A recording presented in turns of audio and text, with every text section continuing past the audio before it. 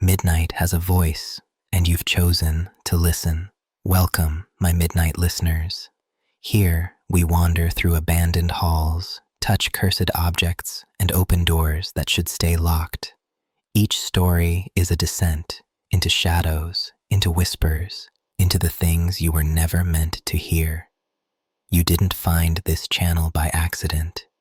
You came looking for something, and now it's found you. So settle in, listen closely, and begin your descent into the darkness. Tonight, midnight listeners, we turn to glass, fragile, flawless, and cold. Mirrors are supposed to show us what is. But what if, just once, they showed us what should never be? This is the tale of a boy, an abandoned school, and a reflection that didn't belong to him. You've opened the door. Now step inside. This is the reflection that shouldn't be. I don't usually tell this story out loud. It sounds dumb when I say it, like the kind of thing you make up to freak out freshmen. But there's a crack running corner to corner across the mirror by my front door, and some nights, when I pass it on my way to the kitchen, my reflection stands a fraction still too long, like it needs time to catch up, like it's remembering what to be. If I try to explain what happened, people ask me why I even went in there. That part at least, I can answer. I cut through the old Eastwood High because it shaved 15 minutes off the walk from my late shift to my apartment. That's all. I wasn't chasing legends or cheap thrills. I was chasing sleep. Eastwood has been an empty brick jawbone on the edge of town since I was a kid. It burned in 1998, the science wing mostly, with smoke that curled out through every blown-out window and drifted over the football field like a gray sea. My older brother was there the year before. He used to point it out when we drove past. That's where Donna broke her wrist. That's where Coach threw a chalkboard eraser at me. That window on the second floor, that was Mr. Boss's lab. Don't look at it too long or it'll start to smoke. The fence has a gap on the north side where a maple root pushed the chain link up and someone snipped the ties to make a person-sized mouth.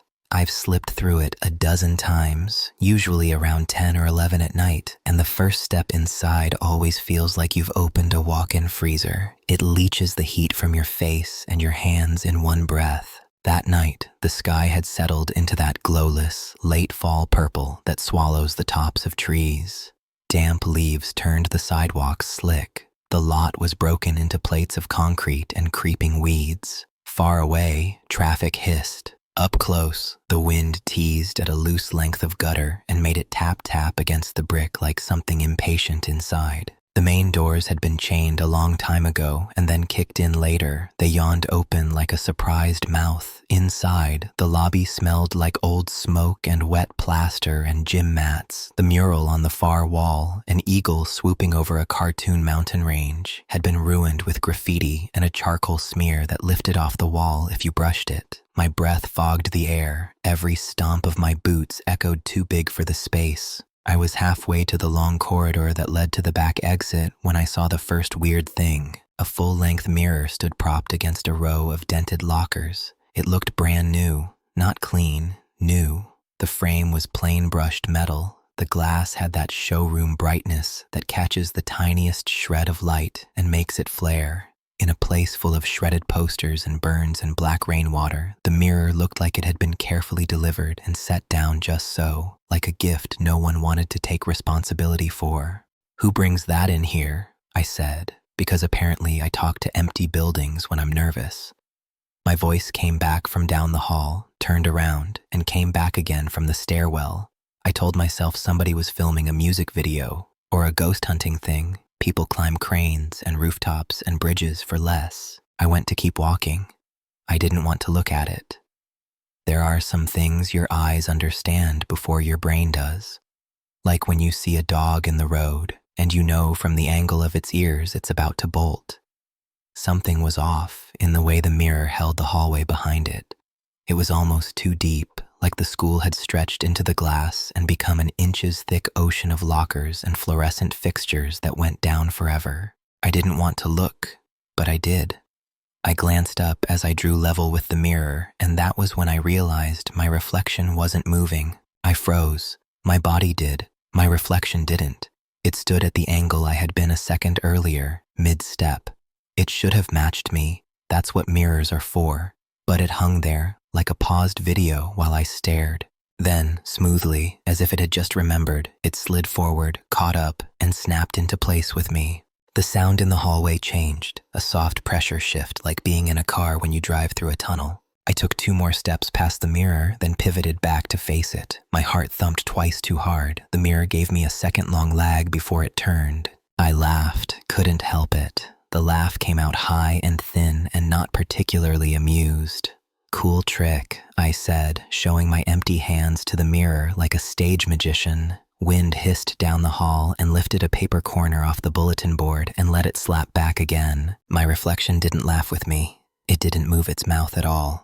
The longer I looked, the more the details sharpened. The overhead fixtures in the reflection were on and humming, even though the fixtures above my head were long, dead, and furry with dust. The exit sign behind my reflection bled a soft green glow. A water fountain down the hall gleamed like it had been polished yesterday. In my world, the fountain was a stained mouth with a rusted tongue. In the mirror, it was a promise of cold water. My reflection stared down the hall the way I did. Then it flicked its gaze back and met my eyes a beat later than it should have, like it had been deciding something before it answered me. The back of my neck prickled so hard it almost tickled. Up close, the glass wasn't dusty. It wasn't anything. When I leaned in, air brushed my face like the movie theater just before the previews, when the projector starts and the heat from the lamp touches the room. You could smell metal in it. You could smell an ozone tang that made my tooth fillings ache. "Hello?" I said, because apparently I also greet furniture. Before the sound died, a single fingertip tapped the inside of the glass at my eye level. Tap. And a small white crescent of fog bloomed on the mirror where a breath would be. I jerked back so fast my heel skidded on grit and my shoulder slammed a locker door. The clanging ran down the row like dominoes. The mirror rocked but did not fall. I didn't scream. Not then. I did a small, stupid hop like I could shake off what I'd just seen. Then I picked up my pace and took the corridor to the right, the one that would spit me past the cafeteria, the trophy case, the back doors, the gap in the fence, the little stand of trees, the street. You know how you rehearse escapes when you're pretending you're not scared? That was what I did. I made a map of the way out in my head and walked it like a prayer. I got as far as the trophy case. It held 3 cracked panes and a row of tarnished cups and a faded photo of a basketball team from '92 with bangs and smiles and crooked ties. I looked past the photo to the end of the hall and stopped. The mirror was there, slouched against the last locker like it had been waiting for me. I hadn't heard anyone move it. The hall had been empty, unless it wasn't. There was no scrape of metal, no grunt of effort, no wheeled dolly rumor buzz on the floor. It was just there, closer than before, as if it had rolled time backward inside itself and arrived where it pleased. I didn't approach. I didn't have to.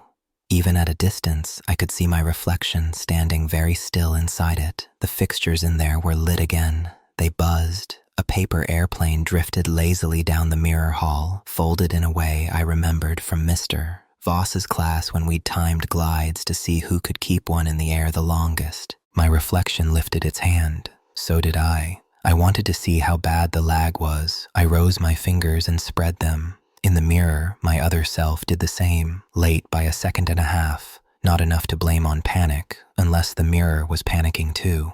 Close up, maybe it would have been obvious sooner. From here, I had to pay attention to catch it. The mouth was wrong, not unmoving, not anymore. My reflection breathed, but when I smiled, it smiled with the corners pulled just a little too far, the lips drawn back over teeth like a person trying too hard to look friendly. The eyes weren't off-center or too big or monster yellow. They were mine. They were simply too wet, as if someone had carefully lined them with glycerin. I don't know what made me do it. Pride, maybe, or boredom, the stupid bulletproof kind young men carry with their keys. I stepped toward the mirror and raised my chin like I was about to say something cocky. The glass fractured with a sound like ice shifting on a lake. A hairline crack zipped across from the top right to the middle left and paused like a lightning bolt thinking. I flinched and knocked my elbow into a trophy in the case. The trophy rang like a bell. The crack kinked once more and went on, a fine white vein. It should have been my glass breaking. It felt like it was, the noise rattling my jaw, but the glass in front of me stayed perfect. The crack belonged to the mirror side only, bright and thin and delicate as a scar in the world. A whisper gusted out from it, almost too soft to trust, and pressed against my ear. "Stay." I said every stupid prayer I hadn't said in 3 years under my breath. Then I turned around and started walking. Not running. Not yet. If you run, you give the dark permission to chase you, and I wanted to deny it whatever rules it lived by.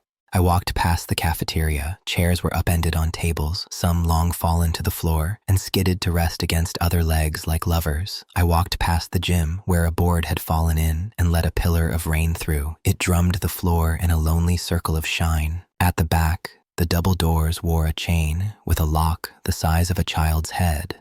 That wasn't what stopped me. A sheet of plywood had been drilled over them more recently. It looked new. Smooth, pale wood without the rot that had eaten everything else. The screws were silver. I touched one and left a fog of sweat. I didn't cry, but something like the idea of crying swelled in my throat and made breathing complicated. Other way, I told myself, but when I turned, the corridor didn't lead back to the lobby like it should.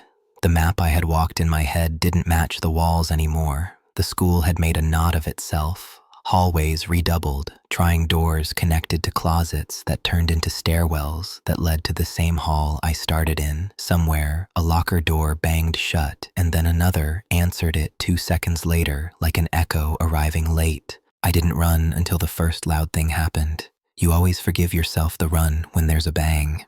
I was halfway down the math hall, black numbers painted on the cinder block walls, the ghosts of motivational posters in squares of unstained paint, when the mirror slapped into place 15 feet ahead, as if someone had knocked it down an elevator shaft and it had landed flat and upright. It made no sense. It didn't even make movie sense. But there it was, propped with a casual lean against the lockers. The crack inside it had grown. It had crawled and forked into 3 V-ing lines that met at their throats. From the thickest conjunction, something black shivered, bulged like a bubble, and dripped down the inside of the glass. It looked too heavy for the rest of the mirror. It looked like tar or oil, the way it pulled into itself and trembled, except when it hit the bottom rail, it hissed and smoked and vanished as if the air outside couldn't stand it. "Okay," I said. "No." I backed away. My heel slid again.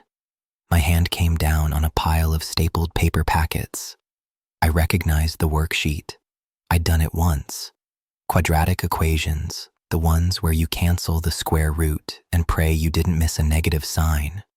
My name was on the top in my own jerky freshman handwriting, except I didn't go to Eastwood. The fire ended that. I'd done that worksheet in my head in my brother's room, at his desk, with his broken calculator that only had half the zero left like a clipped fingernail, and I'd written my name somewhere else with a different date and a different teacher. Paper can't remember lies, but here was one, properly stapled. There was a small sound then, not a bang, just something like the pad of skin on glass. Tap. The fog crescent bloomed again in the mirror, slow, like someone on the other side breathing very close. "Hey," I said, because apparently I treat monsters like stray dogs. "Hey." The reflection pushed 2 fingers against the glass. My fingers, my short split thumbnail, the tiny crescent scar along the second knuckle where I'd caught it on a fence. They pressed and flattened. I matched them without thinking. Our fingertips covered. You've done it in the bathroom mirror 1,000 times without it meaning anything at all. Heat shot through my fingertips like I'd touched a live wire. I yanked back with a word I won't type. My reflection didn't. It held there, fingers on the glass. Then the fingers curled slightly away and whispered across the inside, slow, squeaking the way skin squeaks when you drag it along a window. It wrote something on the glass in fog. The letters spidered up pale and vanishing as they formed. "Stay." "No," I said, voice too loud. You know how somebody can ask you to do something so ridiculous that the only answer you can think of is an honest no? It came out like that. "I'm leaving." The reflection smiled, not the Joker grin from before. It went very small, like that expression you put on at a funeral when you're pretending you're fine. Then, very carefully, it wrote again. The letters were sloppier, like they were learning how to move the hand. You first. My throat and chest went cold at the same time. For a second, I was sure I was going to throw up. I stepped back and my shoulder blades found cinder block. Had I backed down the hall? I must have. Where else could the wall have come from? Down the hall to the left, something ran. Fast, hard, too many feet, the rhythm wrong. They sprinted right up to the corner and stopped like a dog skidding to a halt. I squinted into the dark. No one leaned out. No laugh followed. The silence after their stop was louder than the run. I closed my eyes and thought of the chain link gap and the maple root. I opened my eyes and ran. The school rearranged itself, like it liked me, like it wanted to give me new places to find the same thing. I got the stairs I didn't want, the ones to the second floor, where the fire had been the worst. The cinders up there dyed the soles of my boots gray. Hallways opened into other hallways like nested dolls. In every third turn, the mirror leaned and waited with a bored air that said it had been there longer than me. 3 jump scares, all real. The first, a classroom door slammed behind me as I passed. In the reflection world, the same classroom glowed with posters and paper and something I didn't want to focus on. The second, footsteps overhead on a non-existent third floor. Running, turning, a body slamming glass, palms squeaking down windows.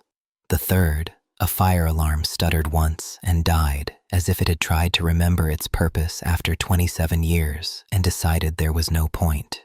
I ended up in the lab hallway without meaning to. The tiles here were scabbed with melted drops of something unidentifiable that had cooled to black beads.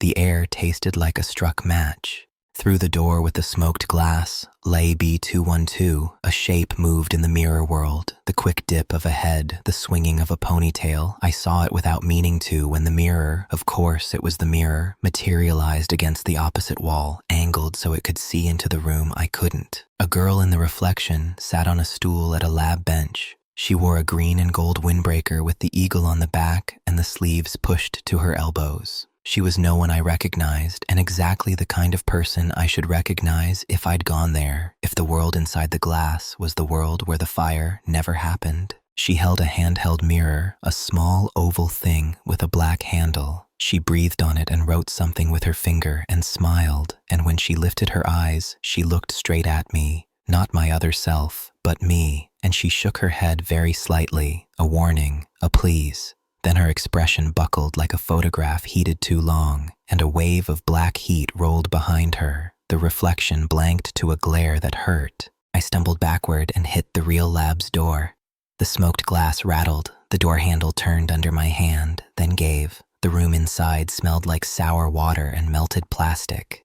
Tipped tables, broken stools, the big fume hood a bent rib cage. On the far wall, above the char waves, someone had written in the soot with their finger, "I know your name." It had been partially wiped and written again over the smear, the new letters impatient, more pressure dug into them. Beside the sentence, a doodle of an eye, each lash drawn with care, iris shaded until it was a black coin. "My name," I said. "You don't." The ceiling coughed flecks of black. I don't know when the mirror got inside the lab. 1 second it wasn't. The next it leaned against the far bench between a ruined Bunsen burner and a jar filled with cloudy water and a drowned wasp. Too bright for the room, too clean. In it, the lab wore the weak yellow of fluorescent tubes. My reflection stood there in its doorway, watching me stand in mine. Now, our lag was long as a heartbeat. If I moved slow, I could see the way it hurried after me with tiny starts and stops. I lifted my hand and unfurled my fingers. It did the same 1 beat late. I put my palm out. It pressed back. The glass gave like a drum skin. No break, no blood, no scream. Just a thin dimple that made my palm nerves sing. I pushed harder because some part of me is the kind of idiot who tests electric fences twice. The dimple deepened. The reflection opened its mouth too slowly, like the idea of it arrived late. Its teeth were mine. There were too many of them from some angles. The crack inside the glass widened with a pregnant little pick sound. The black bubble at its mouth swelled, throbbed, and split. A dark thread extruded, trembled, and fell inward. The surface bent like heat-warped air. The mirror's top edge breathed out and in. My other self lifted its hand and reached. The skin slid forward, the wrist, the heel of the palm, the pads of the fingers, and then they were through. The wet slap of something coming out of a sleeve coated with oil. I was moving without telling myself to. A stool barred my shin and I hurtled over it. My hand, scrabbled against the bench top and dragged the rest of the arm and shoulder after. A smell like pennies yawned into the room, metallic and mild until it wasn't, until it filled my mouth with the taste of lightning. "Stop," I said. "Stop it." My other self hauled itself onto the bench in a graceless fish-out-of-water movement. Then it dropped to the floor with a wet skirt noise. It stood. It was me, but wrong. Pale, blister-thin skin in places, frostbite red in others, a smile that showed a little too much gum, movements jerky like film played at the wrong frame rate, eyes watching not my face, but my throat. It smiled that careful funeral smile again. It lifted its hand. My scars were there, my lines. A thrill rattled up my spine at the idea it also had the ones no one else had seen. I started. The reflection, it finished, exactly in my voice, just a half-beat late. I flinched like I'd been hit. It laughed, tilted its head, copied me. I threw things, a bin, a stack of pads, a jar. The jar burst at its feet. It stepped out of the liquid without noticing, the smoke rising off its shoes. While it watched me, the mirror behind it rippled still. From the crack mouth, more black pressure formed. It gathered, it fell inward. The sound it made belonged in throats, wet and soft and clinical. It spoke again, this time not repeating. This time it said my name, the real one. "Come back," it said. "This is where you're from." I bolted. It didn't roar or rush. It didn't do any of the predator theatrics you can arm yourself against. It followed with steady human steps and somehow let itself be at the next corner before me. The building helped. I'd dart left to lose it and eat the identical geometry of yet another corridor, and there it would be, the mirror propped, the other me standing just this side of it, checking the way I breathed. At some point, I started talking to it because silence made my brain feel like it was a tube pushing itself inside out. "Why me?" I said when I hit the stairwell and found the steps twice as many as they should be. "Why now? What do you want?" It thought about my questions like a person working on a foreign language. "You," it said finally, with simple pleasure. "You."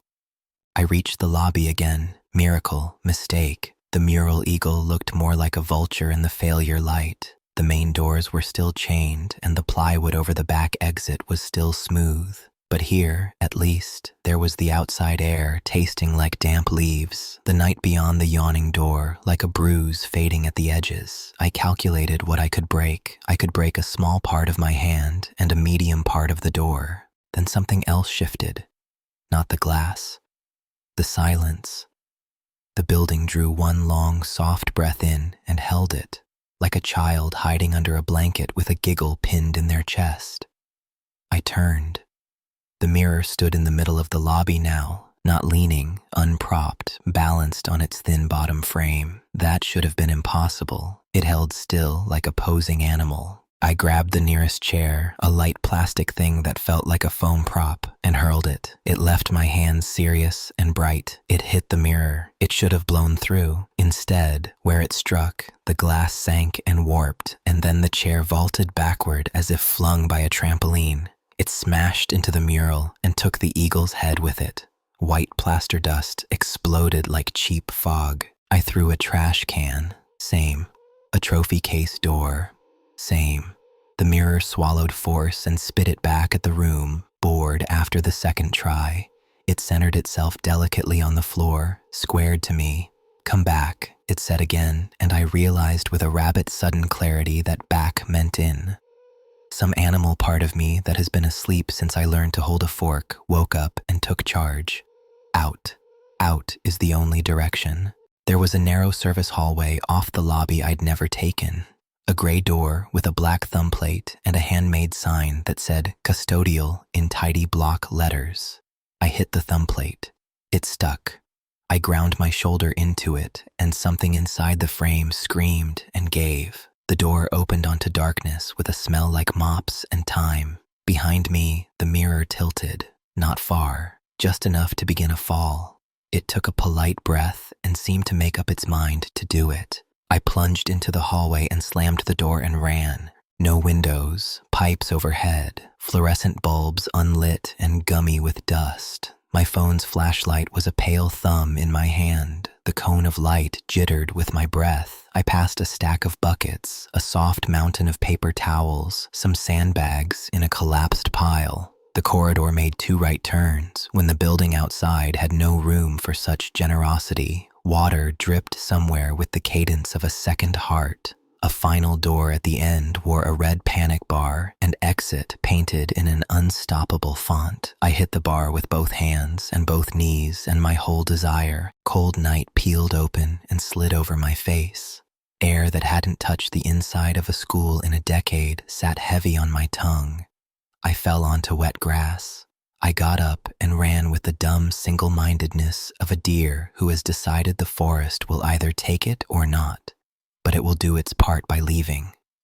I didn't look back. I never look back when a thing is done. That always feels like an invitation to undo it. I did not look until I crossed the cracked lot, found the maple root, squeezed through the gap in the fence, and clanked the chain link behind me like a homeowner locking a much too thin door. When I did look, because you do look, the main doors yawned the same amount. The lobby was quiet. No mirror stood in its middle. The mural eagle stared without a head like it always had. Nothing watched me with my own eyes, and yet I walked the rest of the way home with the world turned up too loud. My keys jangled like cymbals. The night train 2 neighborhoods over sounded like it rumbled under my feet. My hands pulsed with the memory of that heat through the glass. I unlocked my apartment door and closed it and locked all 3 locks and leaned my forehead against the wood so long it lined my skin with its grain. Nothing happened that night. That was the bad part. I made pasta, ate it without tasting it, and sat in the blue light of my TV until the hours you can't confess. I put my bowl in the sink. I turned off the TV. On my way down the hallway to the bedroom, I passed my mirror, cheap frame, my crooked nail, my idiot mirror. There was a crack down its face, a single pure line from the top left to the bottom right, smooth as if it had grown there. No glitter of fallen shards on the carpet. I stood very still. My reflection stood very still. Then, as I moved, it didn't, just for a fraction too long, just long enough to feel like a decision. And then, it smiled. I slept poorly and dreamed I was inside a stovepipe full of cold smoke. In the morning, the crack was there. During the day, the crack was there. I told myself the school had been panic, and the mirror had been coincidence. You can live with almost anything if you do it slowly. On Tuesday, the reflection smiled again, only a twitch at the corners, a fraction before mine. I got a sheet out of the closet and draped the mirror with it. The white hung like a blindfold, the room suddenly gentler for not having to see myself. In the morning, the sheet lay on the floor, folded in a way I never fold sheets.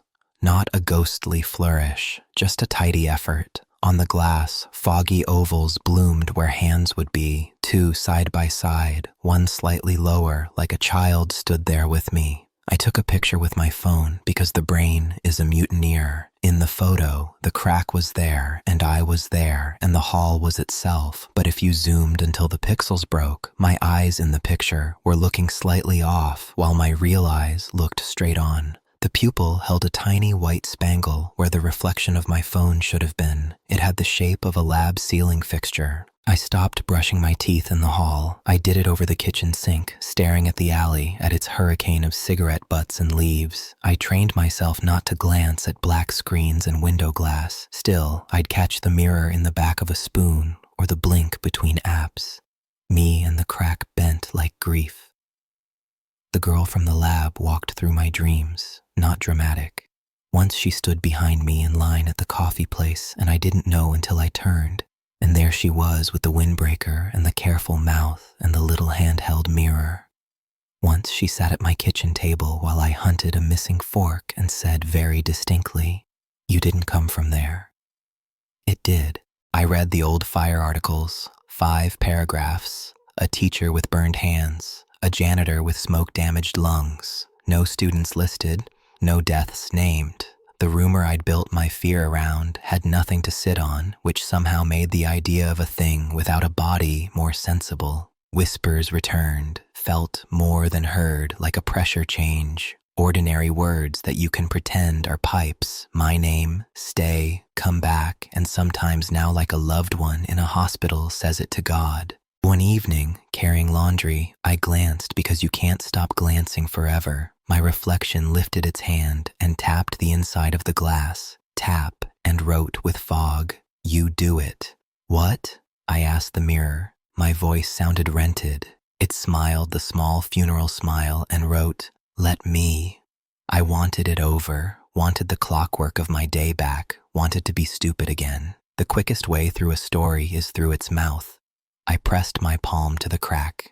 The glass was warm. It gave like a drum. It gave, and then it didn't, and then it did. The crack widened under my skin, not splitting, opening, the way lips open. My fingers slid beyond the surface up to the first knuckle. The heat got inside my bones. The hall went quiet like snow. Something took my hand from the other side, light and polite and inevitable. A dozen nested fingertips. It pulled like a tide pulls. You can resist until your joints turn to cord, and it names you heavier and takes you anyway. My wrist followed, my forearm. The temperature didn't change. I expected cold. I got the green wrongness of a summer evening before a storm. I could have kept going. That is the sentence I live in. I looked up and said my own name out loud like a password. "No," I told the mirror and yanked.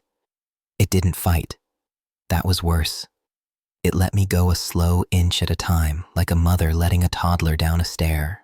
My arm slid free, slick and shining with something that smoked and vanished. The skin looked fine.